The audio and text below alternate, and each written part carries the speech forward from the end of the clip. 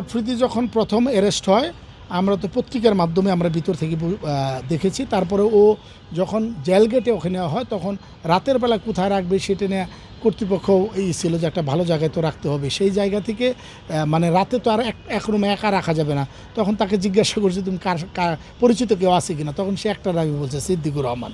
তখন আমার রুমে আফ্রিদিকে এক রাত রাখা হয়েছিল এবং তখন সে খুব ট্রমার ভিতরে ছিল, কারণ এরকম পরিবেশ তো আসলে ওর যে এইজ, ওর যে জায়গা বা ওর যে সিচুয়েশন সেই জায়গা থেকে ও কখনো বিলও করে নাই।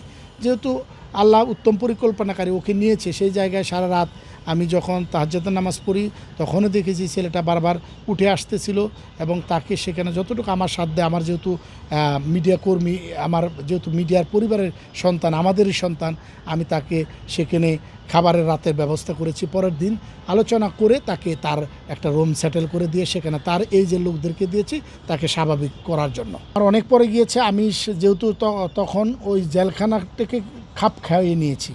আমি যেহেতু দিন শেষে অভিনেতারা সব জায়গার সব পরিস্থিতি মোকাবেলা করতে পারে, তার জ্বলন্ত প্রমাণ আমি জেলখানায় দিয়েছি সত্যিকার অর্থে। যেটা সেই পরিবেশে ওকে কিভাবে মানানো যায়, কিভাবে রাখা যায়, যতটুকু করা যায়, এবং সেই জায়গা থেকে আমরা বসে আলোচনা করে ওকে বোঝানো জায়গাটা ছিল। তার পরবর্তীতে কিন্তু তার বাবাও দুর্ভাগ্যবশত জেলখানায় অবস্থান করেছে। তখন বাপ ছেলে একসাথে, জিনিসটা খুবই দুঃখজনক আমি মনে করি বাংলাদেশের প্রেক্ষাপটে। অপরাধী হয়ে যদি বাপ সন্তান একসাথে প্রবেশ করে তাতে দুঃখ নাই, আমি মনে করি তাদের অপরাধ নাই। তারা আমার মতো নির্দোষভাবেই তাদেরকে ভিতরে দেওয়া হয়েছে। আমি আহত অবস্থায় আমি ভিতরে ঢুকেছিলাম, কিন্তু তারা বহিরে আহত হিসাবে যায়নি। তারপরেও আমি বলি যে এটা আমরা কখনো কাম্য করি না। শুধু আফ্রিদির বাবার জীবনও নয়, সারা বাংলাদেশের নির্দোষ মানুষগুলো যেন জেলের ভিতরে এইভাবে না যায়।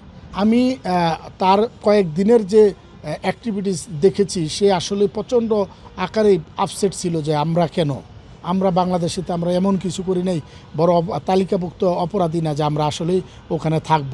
সেটা যাই হোক, পরবর্তীতে যখন তার বাবা এবং তার সে একই ছেলে ছিলেন তখন পরিবেশটা কিছুটা ভালো হয়েছে এবং খাপ খেয়ে নিতেই হবে, উপায় তো নাই। কারণ গন্তব্য অনেক দূরে ছিল, গন্তব্য আবার কবে হবে, কবে বের হতে পারবো সেটাগুলো কোনো নিশ্চয়তা ছিল না সেই সময়টাতে। অবশ্যই কান্না করেছি, কান্না করি না এটা বললে ভুল হবে। চোখের পানি একাধিকবার পড়েছে, আর হৃদয়ের চোখের পানি প্রতিনিয়তই ক্ষরণ হতো, কারণ হৃদয়টা তো কাউকে দেখাতে পারতাম না। দিন শেষে তো শিল্পী মানুষ, মনে হতো যে কারো কোনো অন্যায় করলাম না, কারো কোনো অন্যায়ের চিন্তাও মাথায় নিলাম না, তারপরেও আমাকে কাঁদতে হচ্ছে। তবে যতটা পারছি, আল্লাহ পাক সহায়ক, যতটা পারছি নিজের চোখ থেকে, এবং দৃশ্যমান পানিগুলো খুব কম পড়েছে, কিন্তু হৃদয়ের যে অশ্রু সেটা প্রচুর পরিমাণে পড়েছে এবং সেটা কাউকে আসলে বুঝাইতেও পারবো না।